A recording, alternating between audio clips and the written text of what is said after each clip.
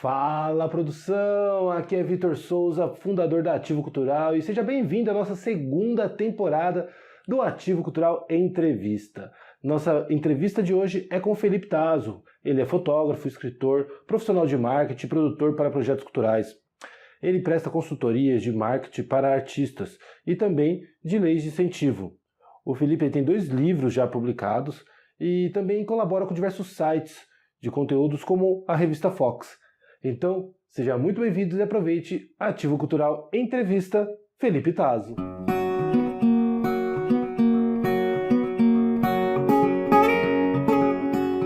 Bom, Felipe, muito obrigado por participar aqui dessa entrevista na Ativo Cultural. Eu queria que você contasse um pouco, então, qual que é a sua trajetória, como você chegou até esse mercado da produção cultural e trabalhando através do marketing para produtores e artistas. Valeu, Vitor. É um prazer enorme estar aqui falando com vocês. Então, vamos à ficha corrida. Eu acho que a minha história de produção cultural, na verdade, começa muito cedo, muito mais cedo do que deveria, porque eu fui criado do lado da Unicamp. Assim, morava no bairro mesmo, Barão Geraldo.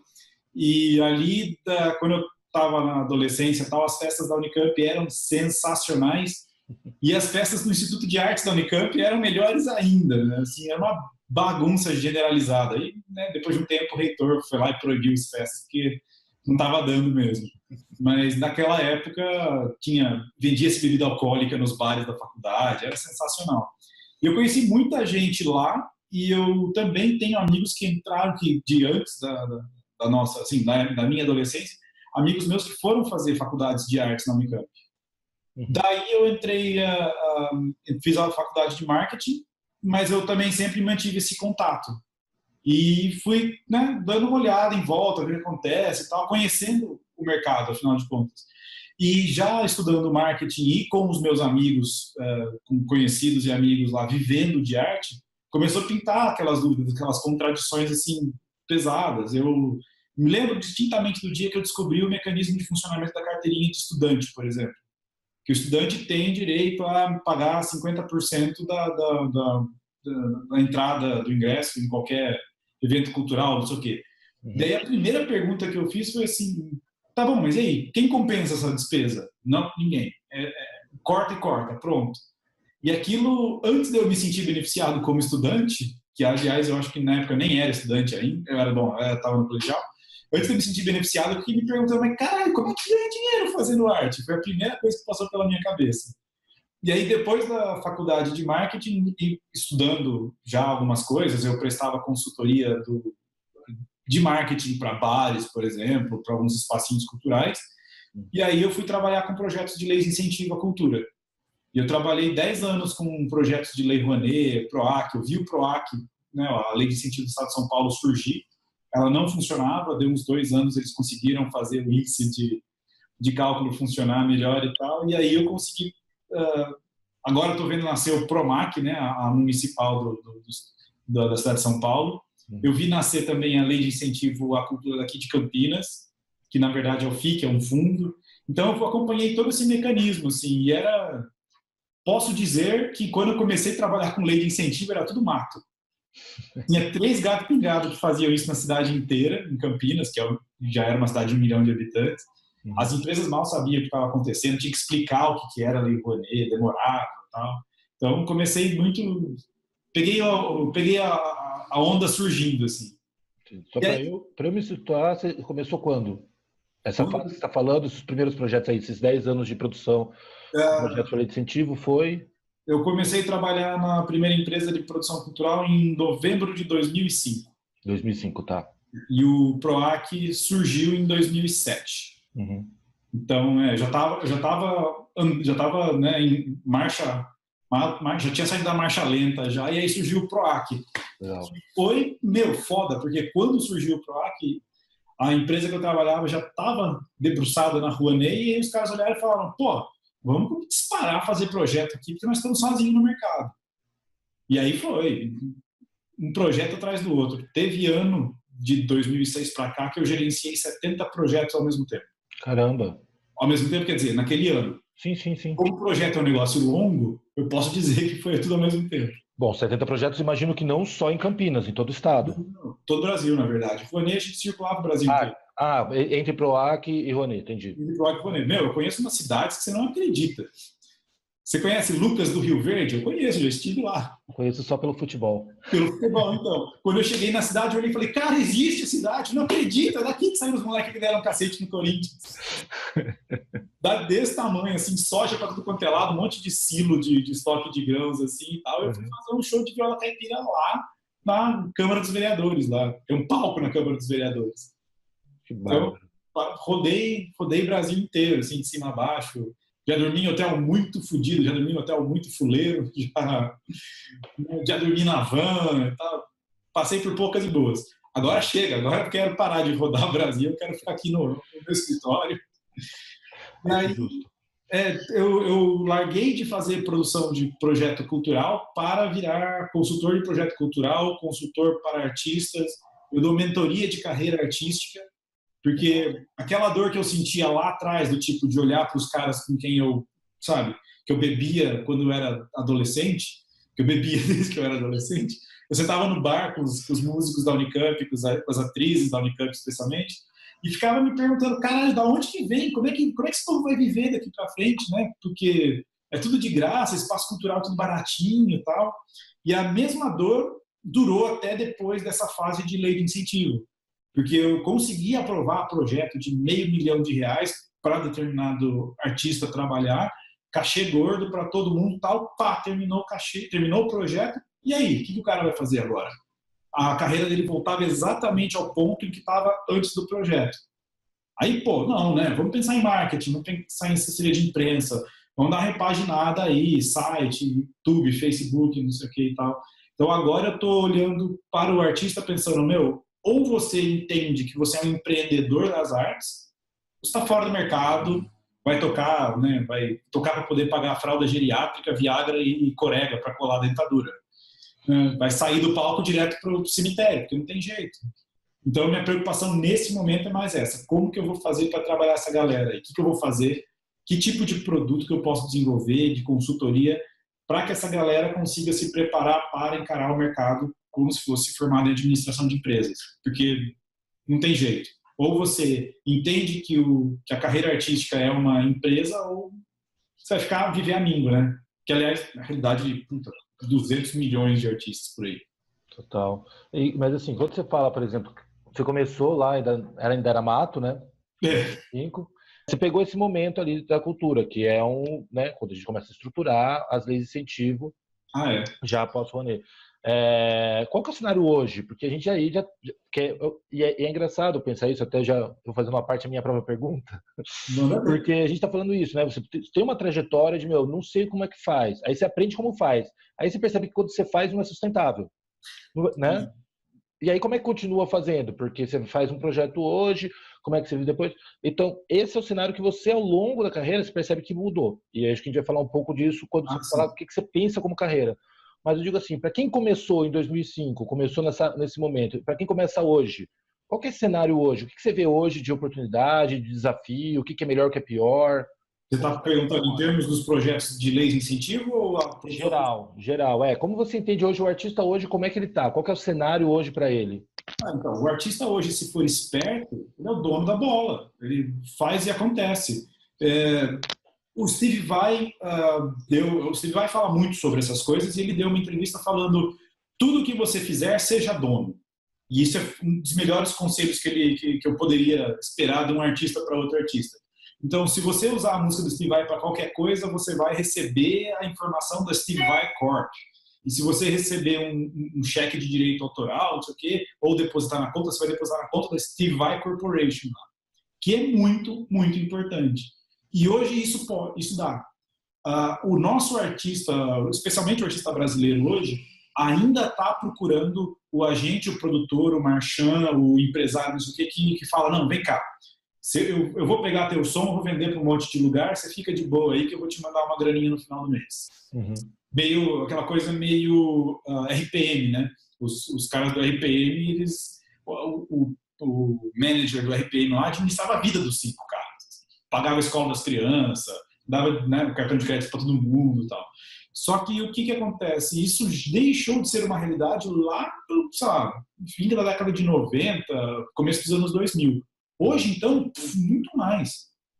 Hoje, abrir uma empresa no Brasil ainda é estupidamente caro e lento, comparado com os outros países, porque você abre uma empresa com R$ 500, você tem já portais de internet que substituem o contador, você não precisa pagar um salário mínimo para o contador, você paga R$ 100 por mês, e aí você emite sua nota fiscal, não sei o quê.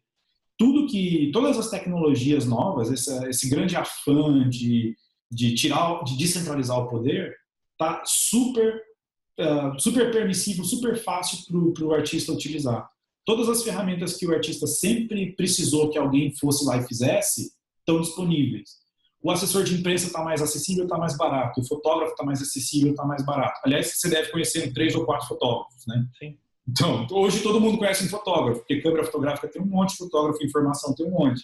Assessor de imprensa, idem. Tem um monte de gente saindo das redações das revistas e dos jornais, porque está rolando aquele corte generalizado. Todo mundo querendo se virar para trabalhar. A divulgação está retardadamente barata. Antes de trabalhar com lei de incentivo, eu trabalhei com publicidade. E eu fiz muito outdoor, folder, cartaz, anúncio de revista. Isso custava uma fábula, bicho. Era tipo inacessível. Hoje em dia, se você quiser fazer uma publicidade para promover localmente o seu projeto, o seu CD, digamos, ou a sua peça de teatro, você põe R$ 200 no Facebook e sai muito barato. Você atinge, sei lá, 80 mil pessoas num raio de 3 quilômetros. Então, se você quer se apresentar no espaço cultural tal, faz uma publicidade, volta aquele lá no Facebook, isso é muito barato. Então, todas as ferramentas, todos os mecanismos que estavam na mão dos diretores, dos gerentes, dos marchands, sei lá, de todos os produtores tal, hoje em dia é baratíssimo e, em geral, é de graça. E aí a gente vê um monte de gente surgindo, assim, completamente aleatoriamente, fugindo ao controle dos produtores, das gravadoras, das grandes mídias. E aí sai a grande mídia e os produtores correndo atrás para, não, vamos fazer um contrato, eu vou levar o seu disco mais longe, não sei o quê, blá, blá. Pablo Vittar, por exemplo, pum, explodiu. Da onde? Ninguém sabe, ninguém viu. Pintou. Ela tá lá arrebentando, fazendo sucesso, fazendo aquilo que ela gosta, que ela acredita, goste você ou não da música dela, tá certo, ela se virou.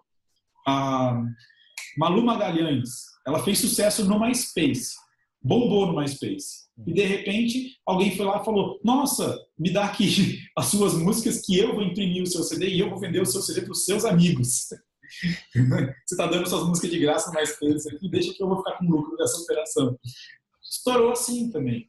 Uhum. E a Malu Magalhães fez, e o que fizeram com ela depois, hoje está à disposição do artista, com um investimento muito mais baixo. Isso é uma das coisas que eu mais trabalho na mentoria com o artista. Aquilo que a gravadora poderia fazer, você faz de boa. Você não precisa mais gastar dinheiro imprimindo 1000 CDs. Você simplesmente põe as músicas no Spotify. Já era. Você não ia ganhar dinheiro no CD mesmo, porque quem ficava com o lucro do CD era a gravadora. Uhum. Então, o que muda? Né? Para o artista plástico, idem. Tem 200 plataformas de divulgação de artes plásticas. Fotografia, idem. Grafiteiro também. Tal. E aí a coisa vai se multiplicando. O único gap que está faltando aí é o artista olhar para o público e falar, você é meu cliente, eu vou te fazer muito feliz e eu não vou esquecer de você, eu vou dialogar com você porque eu quero que você volte no próximo show, na próxima apresentação. É aí que entra o marketing?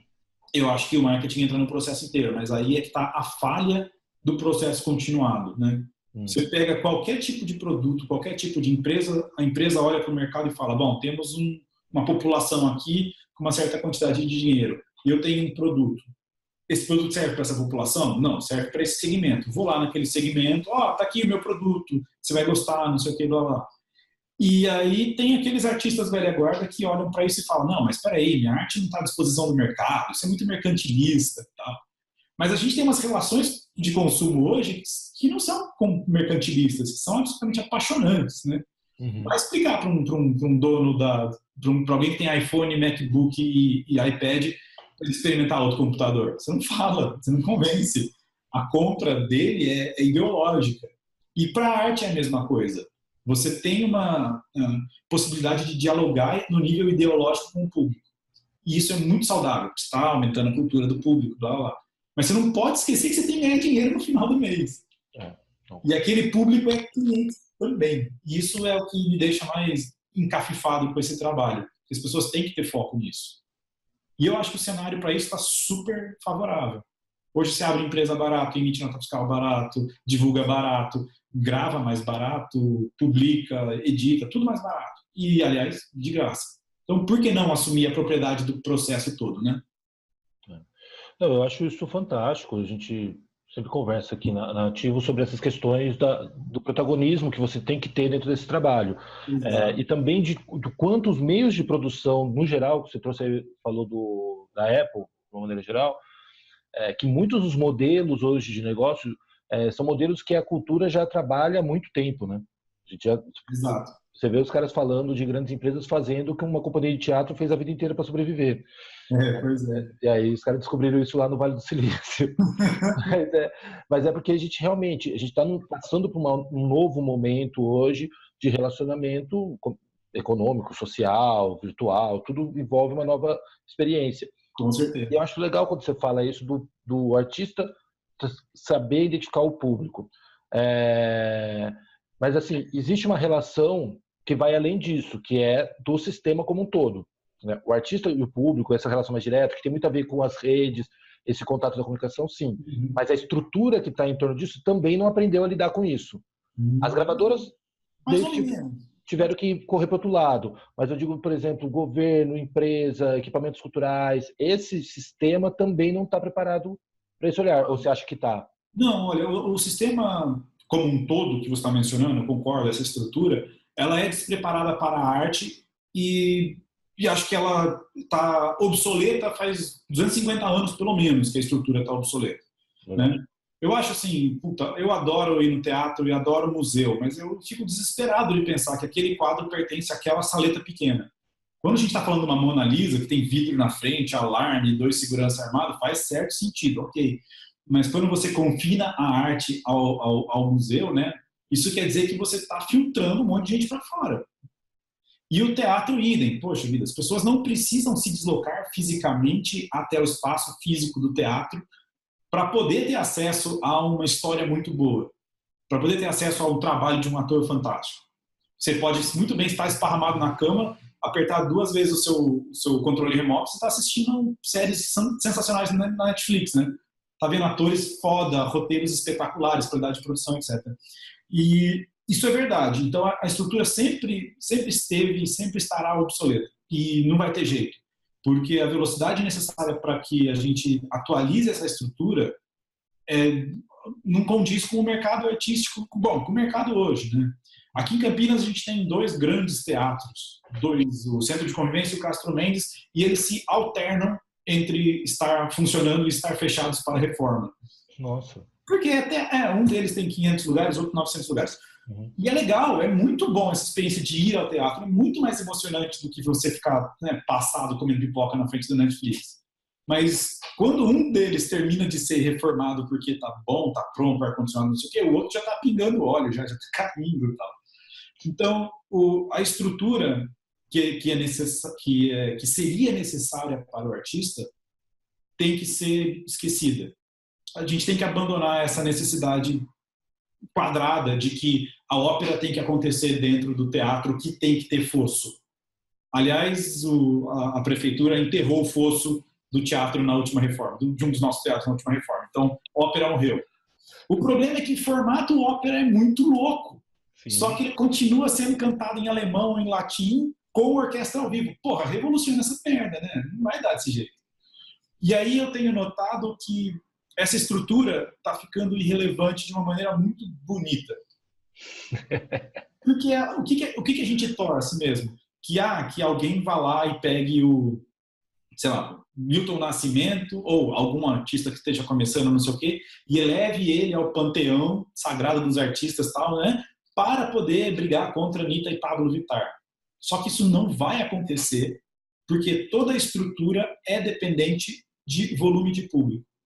A imprensa, a grande imprensa, só quer saber de quem faça volume no jornal dela. Então você vai passar na frente de uma televisão que está ligada lá no restaurante por quilo, no jornal depois do almoço, você vai olhar, você vai parar para olhar porque, olha só, o artista que eu conheço. Daí você para prestar atenção. Você não põe o artista novo, não sei o quê. A televisão precisa de audiência, o jornal precisa de venda de banca. Então, a imprensa depende do público que o artista tem. Quando o artista começa a desenvolver seu próprio público, a imprensa vai lá e, opa, está acontecendo alguma coisa aqui, vamos noticiar, vamos dar espaço, vamos convidar para pôr no talk show e não sei o quê, levar lá no Gentili, levar lá sabe, no Gregório do Duvier, essa onda toda. O governo precisa de público, muito público. Porque enquanto não houver muita gente frequentando o teatro, o governo vai olhar e falar, não vou reformar. Custa muito caro para a população não utilizar. Ou, vamos fazer aí um grande festival, Virada Cultural em São Paulo. Tá, nós vamos dar um monte de oportunidade para artistas desconhecidos? Não, eu preciso de movimento. O governo precisa de movimento lá. Precisa mostrar para a população que a virada cultural foi um sucesso. Então, põe gente que tem público. Dono de bar vai contratar músico, vai dar oportunidade para aquele músico desconhecido que está começando? Não. Primeira pergunta, você traz público. E isso é muito pesado. A arte se vira, ela se resolve se a gente tiver público para dar em troca. Então você consegue aparecer no Sesc, porque o Sesc dá oportunidades para novos artistas. Uma vez. Na segunda vez o Sesc não vai te chamar de novo. Porque ou ele tem que dar oportunidade para um outro novo artista, ou então você tem que trazer público para o Sesc. O Sesc não tem bilheteria baratinha, não sei o quê, mas ele tem que dar satisfação para o geral deles. Então, acaba que se pensar no público é o primeiro passo para você conseguir dialogar com qualquer outro agente dessa cadeia, né? Isso, exatamente. Eu, aliás, diria que não é o primeiro, é o único. Tendo público, as coisas se desdobram magicamente. Novamente, Malu Magalhães, ela tinha público. De repente, a galera, opa, o que é isso? Vamos botar essa menina na mídia aí. Opa, vamos lá, eu vou fazer você, eu vou trocar sua roupa, eu vou gravar seu disco. E óbvio, né? Aí a estrutura vai querer ganhar o dela em cima, né? Leão tá morto, todo mundo é caçador, né? Ah, fui eu que descobri Malu Magalhães. Ah, eu que agencio, eu que produzo. Mas eu acho isso super importante, assim, porque quando a gente fala, principalmente estamos falando de... Você está em Campinas, eu estou aqui em São Paulo, a gente tem uma proximidade das grandes mídias, né? E isso é completamente diferente quando você anda 200 quilômetros do lado, né? A gente começa a ter outra realidade, você... Nossa, total. Tipo, Lucas do Rio Verde não é essa realidade, tipo, é muito difícil você quebrar essa barreira geográfica, né? Por mais que a gente viva ainda no espaço virtual, a barreira geográfica ela ainda é diferente na hora de você pegar as grandes mídias. E uma das coisas que eu sempre defendo também é isso, assim, cara, se você não consegue definir o seu território, se você não consegue falar com o público de onde você está, é muito difícil, é a mesma coisa. Se nem o teu prefeito te escuta, como é que o teu governador vai te ouvir, entendeu? Exatamente. Tem um trabalho aí de território, de local, que é um pouco que compete com o virtual. Não compete porque é um ou outro, mas é porque são duas atenções que eu acho que o artista tem que ter. Tem um lugar completamente que dá escala, mas tem uma presença local que também é bacana. Eu queria que você falasse um pouco disso, assim, como você vê essa questão dos territórios, se você acompanhou essas, mesmo através do seu canal, com quem você já vem conversando, como você percebe a presença do território dentro da cultura? Olha, é fundamental e é uma super plataforma de divulgação mesmo. Isso as pessoas esquecem completamente, porque a ambição do artista é sair da garagem para ir direto lá para Globo, sei lá, né, para alguma super difusão. E aí, às vezes acontece. Você consegue preparar um projeto e aí fazer um release bem feitinho, você consegue chamar a atenção de algum órgão de imprensa. E aí eles noticiam e aí não acontece nada. Porque você eu tenho 2 livros publicados e eu dei entrevista na televisão com o meu livro. Legal, não aconteceu nada. Aí também eu parei para pensar e falei, mas peraí, né? Tudo bem, eu estou na TV, mas quem que vai correr atrás de mim? Por que vão correr atrás de mim, né? Aquela baita prateleira enorme lá, um monte de livro um do lado do outro, quem que vai olhar e falar, eu quero ler esse livro completamente desconhecido de um cara que eu nunca ouvi falar, pá, vou pagar R$30 no livro. Não vai acontecer. E aí trabalhar localmente acaba se transformando numa puta plataforma de divulgação, porque, como você falou, né, do prefeito você passa o governador, do governador você passa o presidente, você escala em degraus. Trabalhar localmente te dá várias vantagens, mas assim, muitas vantagens. O problema é que que os artistas entendem é que você não consegue trabalhar localmente porque a minha cidade não gosta, né? Esse discurso é maravilhoso, cara. Eu ouço isso o tempo inteiro. Aqui tem 1 milhão de habitantes, 1 milhão e 100 mil já. Mas aí o povo campineiro gosta disso, né? 1 milhão de pessoas só gosta de uma coisa, Tá, certo. Se fosse, ó, eu tenho uma amiga em Londrina também, e ela fala, não, aqui só se ouve sertanejo. Londrina não é nem uma cidade pequenininha, é uma cidade grande, e é mais de 200 quilômetros daqui da nossa região. Então, as pessoas esquecem que dentro de uma determinada região geográfica, você pode não ter uma população muito grande do seu segmento de mercado, mas você tem o seu segmento de mercado. Trabalhar localmente tem muita vantagem. Você não tem custo logístico. Você sai da sua casa, vai lá, se apresenta, volta para casa, não tem que gastar dinheiro com gasolina em hotel. Perfeito. Você tem pessoas que são facilmente fidelizáveis. Porque eu vi o artista tal, não sei o quê, não sei aonde, não sei o quê. Só que se você não trabalhar o local, o regional, você não vai a lugar nenhum. Mas se você trabalhar só o local, você segue esse poço rapidinho. Uhum. Você não pode passar o resto da vida esperando que as mesmas pessoas paguem o mesmo cover artístico para assistir o mesmo show. E que é deprimente, porque, acho que 80% dos músicos que eu vejo tocando na noite hoje em Campinas estão fazendo a mesma coisa ever.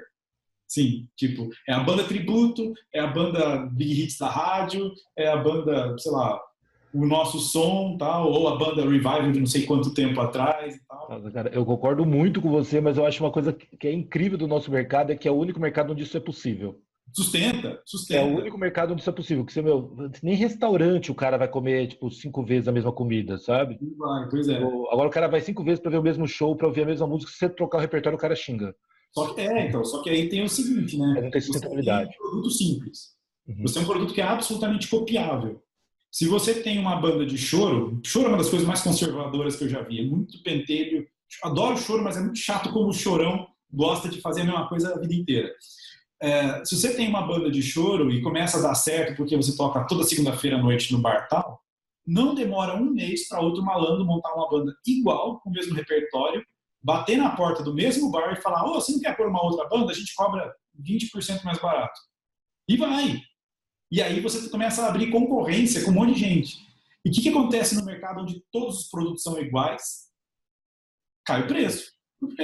Vira commodity, basicamente. Você está falando de feijão, né? O feijão só não desaparece o preço porque o governo segura lá o preço dos grãos, não sei o quê, tem uma influência. Mas não tem essa. Todos os carros são prata e branco e aí você vai pagar o mesmo preço em todos eles. Apesar da indústria dar aquela seguradinha, mas né, você tem essa situação. E a inovação, com certeza, é o segredo da coisa para você trabalhar o mercado local. Aí, se você consegue, isso que é mais legal, trabalhar o mercado local e você tiver um mercado local bacana, que te sustente, que te dê visibilidade, isso imediatamente vira plataforma para você trabalhar um outro mercado local. Você dá um passo de 100 quilômetros e você está trabalhando exatamente da mesma maneira. É chegar no dono do bar e falar, olha, sempre que a gente toca não sei aonde, o bar enche. É chegar na imprensa e falar, todo show que a gente faz é lotado. Olha o nosso Facebook, quanto comentário tem. Olha o nosso Instagram, como está bombando de curtida. Né? Olha o nosso canal do YouTube lá, o povo, quanto ele comenta. E aí você usa o sucesso como plataforma para o outro local. E aí você vai para outro local e outro local. E quando você percebe, você faz tour. E aí rola. O problema, novamente, é o músico achando que, não, se eu não fizer assim, o outro músico vai achar que eu fiz errado. E você acha que o artista é o responsável por fazer esse gerenciamento dele mesmo? Eu acho que sim. Eu arrumo muita briga, muito inimigo por causa disso, mas eu não tenho como não tirar esse band-aid, não tem jeito. A culpa pode ser da mídia, a culpa pode ser da sociedade, a culpa pode ser do governo, mas não adianta a gente botar a culpa no produtor, né? Nós produtores. Uhum. Não adianta. O único raio de ação que o artista tem é no próprio artista, na própria carreira. Uhum. Então, se você quiser passar o resto da vida brigando contra o produtor, dizendo o produtor nunca me deu valor, você vai passar o resto da vida brigando. O que você não vai conseguir é um resultado diferente. Agora, se o artista falar, bom, isso que eu estou fazendo não está dando certo, deixa eu inventar um outro negócio aqui, deixa eu dialogar melhor com o público, deixa eu me aproximar do público, pronto, você vai testando para ver o que dá resultado. E aí o público cresce.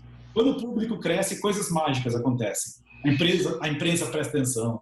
O governo, o patrocinador presta atenção, o produtor fala, opa, vai dar lucro isso, eu vou lá. Coisas mágicas acontecem. O artista não deveria sofrer tanto para gerenciar a sua carreira quanto sofre. Porque também tem o seguinte, né? O artista nunca parou para pensar, talvez um curso de marketing não faça bem. talvez uma administração de empresa. Mas hoje em dia também, cara, você tem que ser legal. Esse é o grande lance, você tem que ser bacana. Então vai pro Facebook e seja bacana com o seu público. Se o público está aumentando, você está sendo legal. Então, é muito fácil. Não seja um babaca e fala, olha, eu vou me apresentar dentro das seguintes condições, se eu não tiver essas seguintes condições, eu não me apresento. E se o público não bater palma, o público é burro. Não adianta. Quem vai te dar dinheiro é o público, você vai chamar o público de burro. O artista está ainda naquela briga desesperada de tentar fazer o público entender a arte. Esquece, não vai rolar. Nós vivemos num país de educação maltratada. Mesmo que não fosse esse o caso, nós vivemos num país incrivelmente plural e que a gente tem influências culturais de tudo quanto é lado. Não fosse isso suficiente, a gente vive numa época no qual as pessoas são bombardeadas todos os dias com volume de informação pornográfica. Não adianta esperar que o público vai sacar assim, opa, aquele escultor é foda, vamos lá. Isso não vai acontecer. Você tem que fazer um pouco de educação. Só que também isso é um processo incrivelmente longo. Para o artista extrair o resultado necessário, não adianta ficar brigando contra o público, falar, você não entendeu, me paga, mas você não entendeu. Você tem que falar para o público, olha, eu faço escultura porque eu acho isso aqui muito legal e eu estou querendo transmitir essa mensagem. Talvez se você pegou, não pegou, então peraí, vamos mostrar isso de uma outra maneira. Eu estou querendo dialogar com você. Gostou? Não gostou? Então eu vou fazer outra coisa. Vou fazer um negócio melhor. Tal. Se o artista entender que do outro lado do público tem um ser humano, né, do outro lado da arte, né, que o artista tem a arte, tem o público. Tem um ser humano lá que está olhando, que está com a carteira aberta, mas está tentando entender o que está acontecendo, a vida vai ser muito mais fácil. E aí você não precisa nem se dar um grande trabalho de ser um puta administrador de carreira. Você pode se dedicar a fazer o que você achar que você tem que fazer. Não importa. Você pode ser a coisa mais maluca do mundo. Mas se você se entender com o público vai entrar naquele clima do puta, eu não entendi nada, mas eu tô gostando, tá legal, sabe? Porque a gente tem esse clima com um monte de coisa. A gente tem um monte de equipamento eletrônico que a gente não entende nada, mas a gente acha legal pra caralho. Eu acho que é isso também. Você falou desse exemplo do escultor, e eu penso um pouco isso, até de novo, retomando a questão das novas empresas, e acho que tem 2 pontos muito interessantes. O primeiro é a invenção de uma série de coisas que a gente nem sabia que existia, que nem que a gente precisava. E rapidamente isso foi absorvido pela sociedade. O segundo ponto é o fim dos intermediários. Então, todas as plataformas que cortam com intermediários, seja Airbnb, Uber, elas estão destruindo, né, tipo, uma série de profissões. E aí, que é o ponto onde eu bato muito na questão do produtor cultural, onde a gente está falando aqui um pouco mais de artista hoje, mas o produtor cultural também, que olha para sua carreira e se vê como um intermediário entre o artista e o público, intermediário entre o artista e o governo, intermediário entre o artista, cara, você vai morrer nos próximos 365 dias. Assim. Vai. Não vai durar, porque não tem mais espaço intermediário. Ou você é protagonista do seu trabalho, ou como você disse na frase, né, tipo, você é dono do que... Tem que ser dono de tudo, né? Uhum.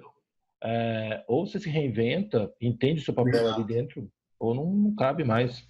Não tem mais espaço para esse monólogo, né? Olha, o produtor não precisa ser só o intermediário entre o dinheiro do público e o artista, né? Porque existe muitas outras possibilidades para o produtor hoje.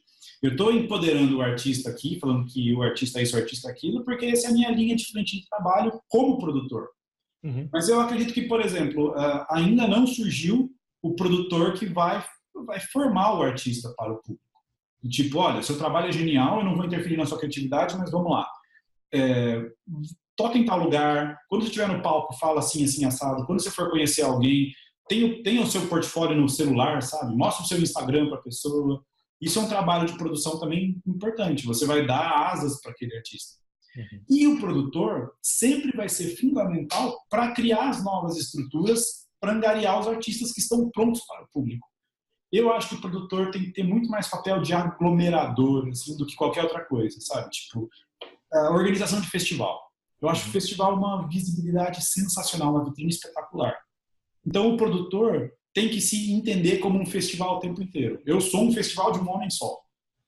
Sempre que eu estiver trabalhando com algum artista, esse artista vai aparecer em tudo, etc, etc, etc. Mas eu preciso de público, né?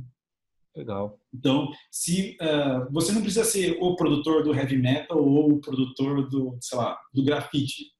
Seja um festival. Seja um angariador de gente interessante, tal, de público, e põe esse povo para trabalhar. A gente já viu a mídia, muita gente decretando a morte da mídia impressa, por exemplo. Não acho que vai desaparecer o fanzine, por exemplo. Dá para imprimir a custo baixo e sair distribuindo de graça na mão da galera. Para isso você precisa de quê? De muito artista, diagramador, desenhista, ilustrador, escritor, roteirista, etc. Tem um monte de gente precisando dar uma arejada nas ideias. Por que o produtor não está cutucando o artista e falando, não, vamos pensar em outra coisa.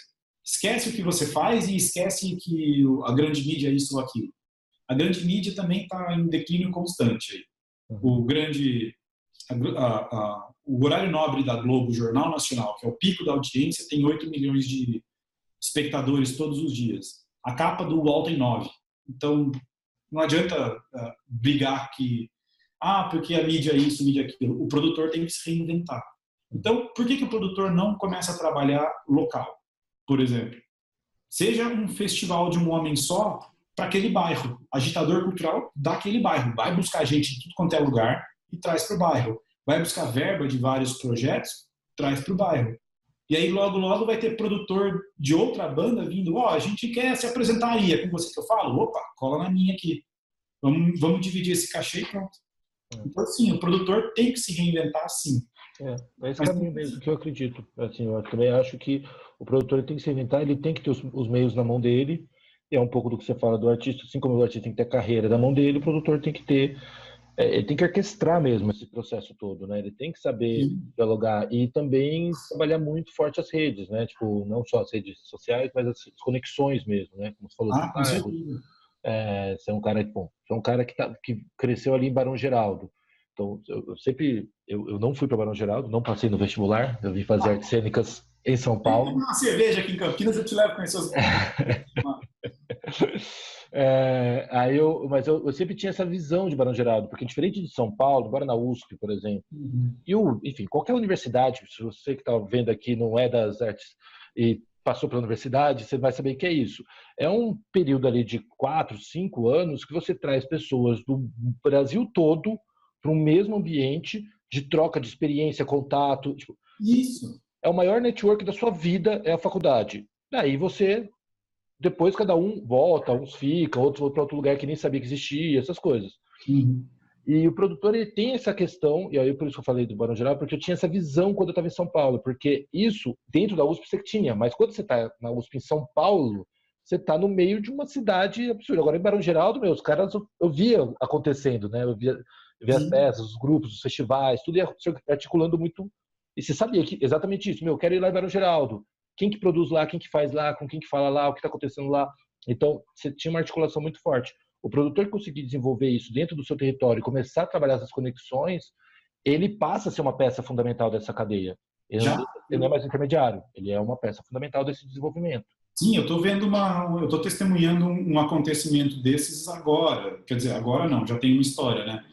Barão Geraldo é o subdistrito que fica ao redor da Unicamp, né? A Unicamp é uma das maiores faculdades estaduais do Brasil, perde ali para a USP, e tem um curso de arte muito ativo. Ali ao redor da Unicamp tem um bairrinho que fica em frente à moradia da Unicamp, inclusive, Santa Isabel, que tinha muita república de estudantes. E aí os caras, né, vão saindo da faculdade, mas vão ficando na república. E aí, derruba uma parede aqui, derruba uma parede ali, espaço cultural. Então, em algum momento, alguém deu uma sacada assim e falou, mas aqui tem mais teatro por quilômetro quadrado que é Broadway. E era verdade. Era tipo uns buraquinhos assim e tal, mas todo mundo fazia teatro na sala de casa. E tem uns espacinhos culturais vivos lá até hoje que são ótimos para os teatros experimentais. Eu sempre achei aquilo encantador. E aí, um belo dia, alguém falou, festival, né? Pega toda essa estrutura descentralizada, uau! E existe o Feverestival, que acontece todo ano, está na 14ª edição, e é uma coisa assim maluca, porque eles trabalham com gente incrivelmente premiada fora do mainstream, né, do Brasil inteiro. Então você pega o prospecto dos caras, né, tipo, peça de teatro não sei aonde, peça de teatro não sei aonde. A companhia tal ganhou o prêmio esse, só festival, velho. Então isso funciona muito bem, e o Feverestival lota todo ano. Para fazer hoje, para ser artista hoje, é um cenário muito mais favorável. Nossa, eu concordo. Muito mais favorável. Artista e produtor, né? Sim. Porque o produtor também está muito tranquilo aí. Você não precisa ter uma puta empresa. Você tem um monte de coisa que você terceiriza, você tem amigos, você tem várias ferramentas gratuitas. O lance é, assim, ter uma boa caixa de ferramentas. Tem que ter PROAC, tem que ter Rouanet. Eu falo isso para todos os meus alunos. Cara, mantenha um projeto de PROAC e um de Rouanet aprovados o tempo inteiro. Não tem custo aprovar, se você souber fazer. Você só tem que ficar de olho, porque pintou um edital, punta, inscreva o meu projeto lá. Pintou outro edital ali, inscreva o meu projeto lá. Ah, é um saco? Pô, é um saco. Fazer lei de incentivo é horrível de chato. Mas é uma ferramenta. Né? Tem amigos na imprensa, pintou uma coisa muito louca. Puta, eu vou avisar fulano, porque fulano gosta desse tipo de publicação. Tal, avisa.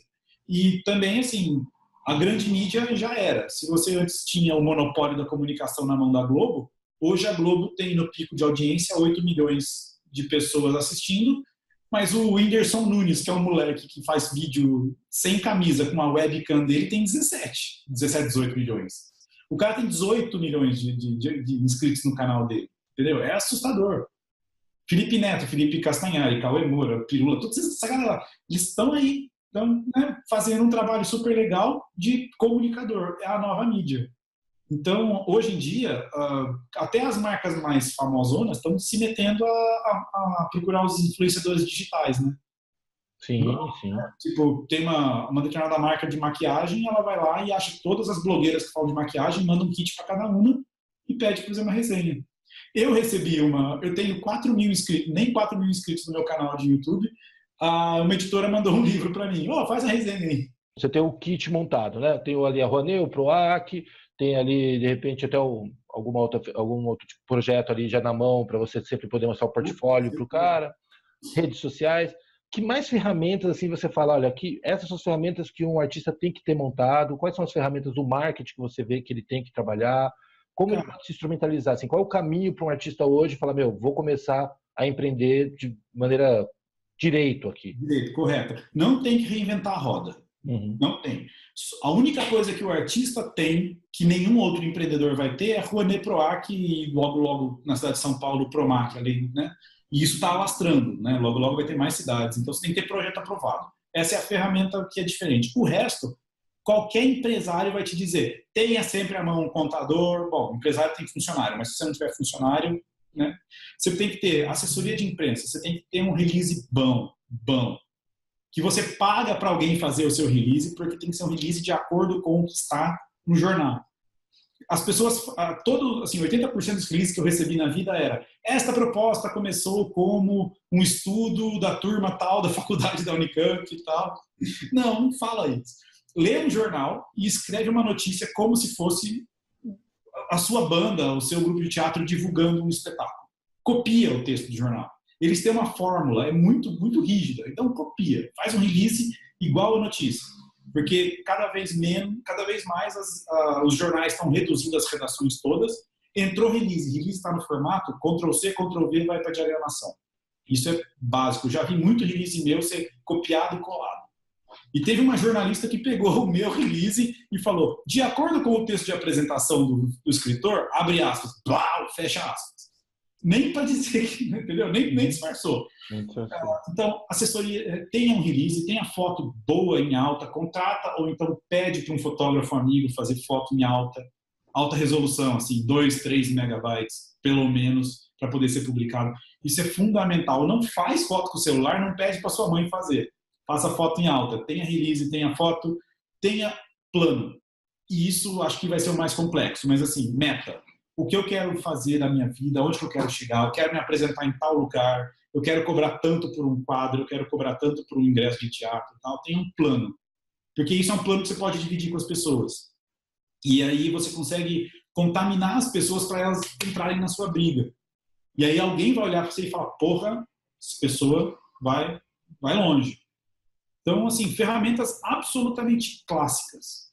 Outra ferramenta mega funcional, e essa é bem mais complicada, conheça seu público-alvo. O que é muito, muito fácil para o músico, e dá até ódio de tão fácil que é isso para o músico, para os atores, atrizes, bailarinas, um pouco mais difícil, mas é muito, muito fácil para o músico. Meio complicado para os outros artistas, né? Artistas plásticos, grafiteiro e tal. Vai para a plateia e olha na cara das pessoas e vê, aqui minha plateia é majoritariamente 40 anos, 30 anos. majoritariamente mulher, né? Faz uma piadinha no palco, vê como que as pessoas respondem. Fora Temer, a galera, ê, tal. Então você já sabe, né, que essa galera pensa de uma tal maneira. Então você tem uma análise de público-alvo superficial, mas que funciona. Eu sei que meu público-alvo são meninas de, sei lá, 12 a 18 anos. Então você tendo isso na sua mão, você vai saber tomar decisões muito melhores. Ah, quer tocar de graça em tal festival? Não, nem fudendo. Ah, porque lá só tem macho barbado, com aquela barba desse tamanho, cabelo comprido, tatuagem no braço. Não vou me apresentar lá. Ah, quer tocar no shopping, na praça de alimentação? Pô, talvez, né? Menina, adolescente, praça de alimentação no shopping. Talvez. Ah, quer ir lá fazer uma interface com a youtuber Louis ponto? Porra, lógico, né? Então, saber seu público-alvo te dá, abertura. Então, lei de incentivo, assessoria de imprensa, foto, ambição, ter plano, conhecer seu público-alvo, ferramentas essenciais para você saber o que fazer com a sua carreira, para que lado correr.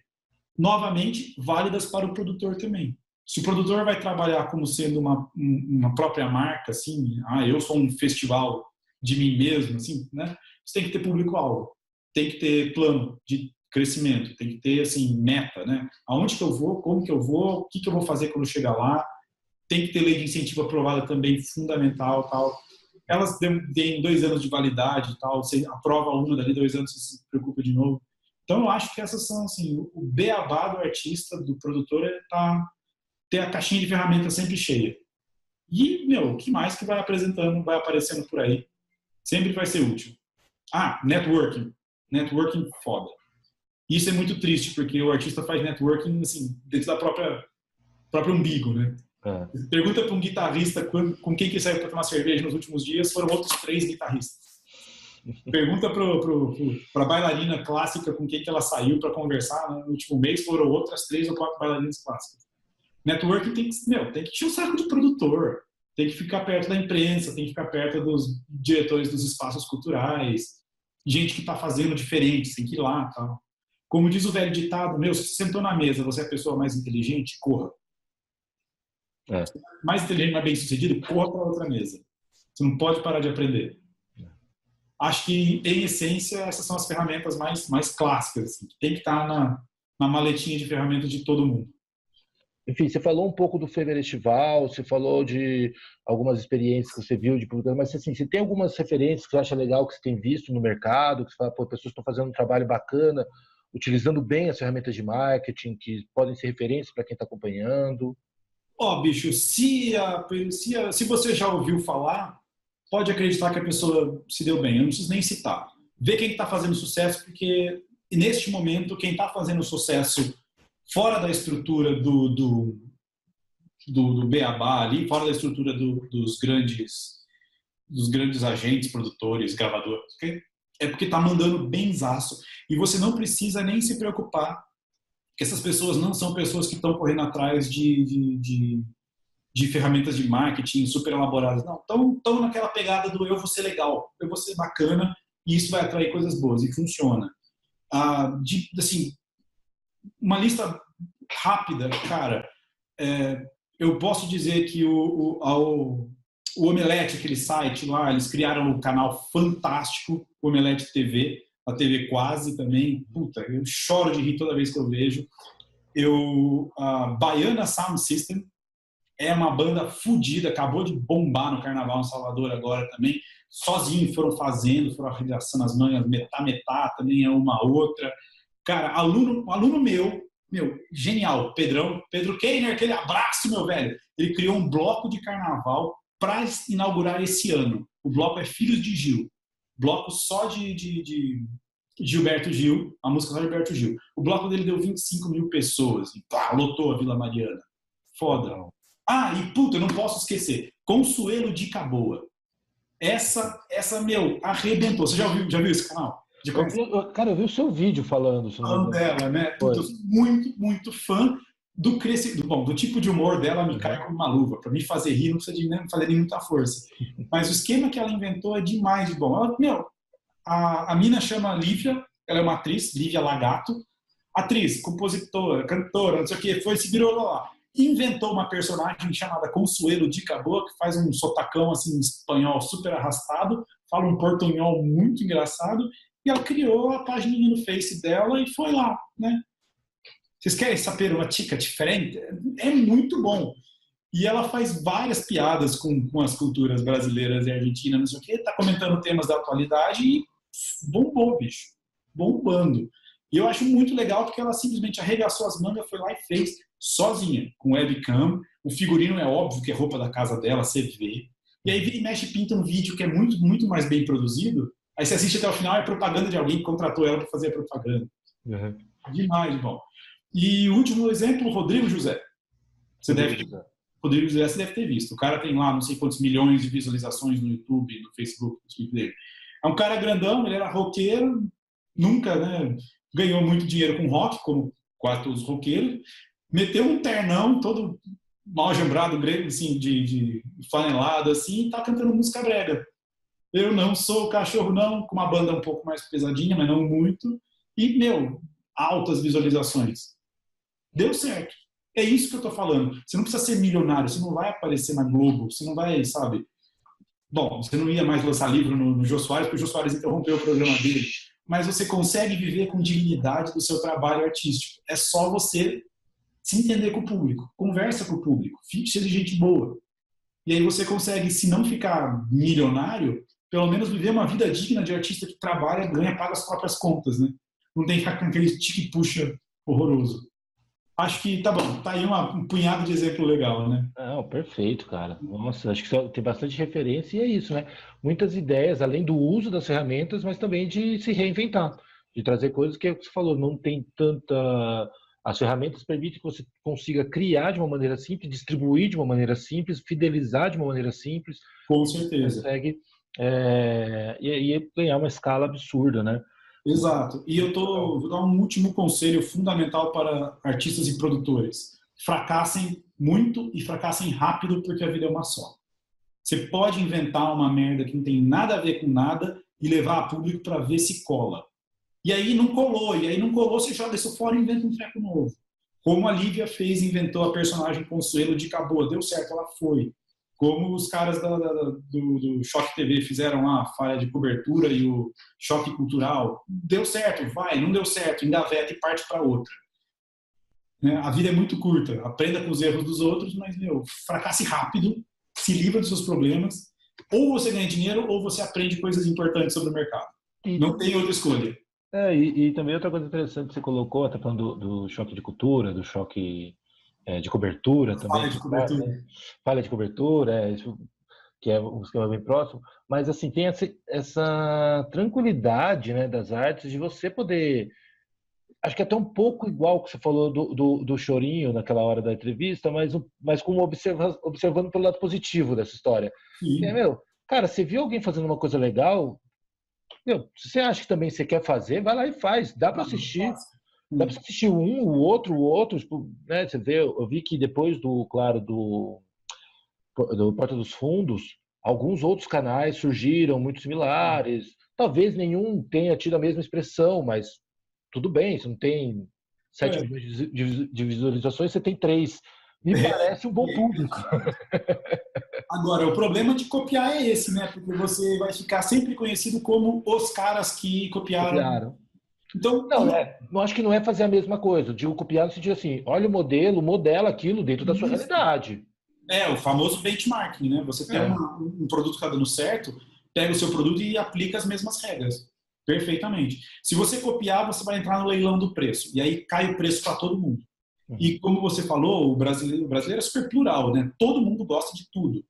A mesma galera que ouvia Fala Mansa, sei lá, 15 anos atrás, ficou ouvindo CPM 22 10 anos atrás, porque as músicas eram boas, eram bonitinhas. E as pessoas ficaram encantadas com aquilo, né? Ah, que legal, falando minha língua, não sei o quê, um negócio novo. Então é isso, faça um negócio, pega a fórmula, pega o benchmarking e faz um negócio seu, usado, criativo. Destrua as barreiras, pelo amor de Deus, destrua os tradicionalismos. Eu não aguento mais o quarteto de chorinho, a banda de blues que só tem gaita, violão, viola. Tem uns caras fazendo com viola caipira agora, tá legal. Então tem isso, vai lá e faz diferente. É importante. Fracasse rápido. A vida é muito curta. Se você não ganhar dinheiro, você aprendeu. Bora pra frente. Cara, muitíssimo obrigado. Valeu demais aí por essa entrevista. Eu queria que você falasse pro pessoal agora como eles te encontram, como é que eles acessam o seu conteúdo, sua consultoria, como é que funciona Claro, os contatos, o seu marketing agora. Não, tudo bem, ainda estou podendo pegar aluno, ainda tenho espaço porque já cabe. filipetazo.com.br, falecom@filipetazo.com.br, Facebook, Felipe Tazo, Instagram, Felipe Tazo, Twitter, o mal afamado Twitter, que não deu muito certo no Brasil, Felipe Tazo também, no YouTube, Felipe Tazo, tal. É só me achar. Qualquer um desses canais vai fazer plim aqui, como você ouviu no meio da entrevista, aparecer uns dois, né? É fácil, bicho. Mas, melhor esquema. A gente marca um horário e vamos conversar ao vivo, tal. Fale-me da sua infância, conte-me seus problemas, eu dou um monte de palpite na sua vida, numa boa. Eu adoro isso, bicho. Eu adoro ajudar a dar consultoria para as pessoas. Eu adoro colaborar com o crescimento, ver as pessoas se desenvolvendo. Adoro ver coisas inovadoras, a gente fazendo coisas loucas, assim. Acho fundamental. Tem que ser. Então, em qualquer mídia, Felipe Tazo. T-A-Z-Z-O. Ou então liga pro Vitor e pede para me passar o meu e-mail.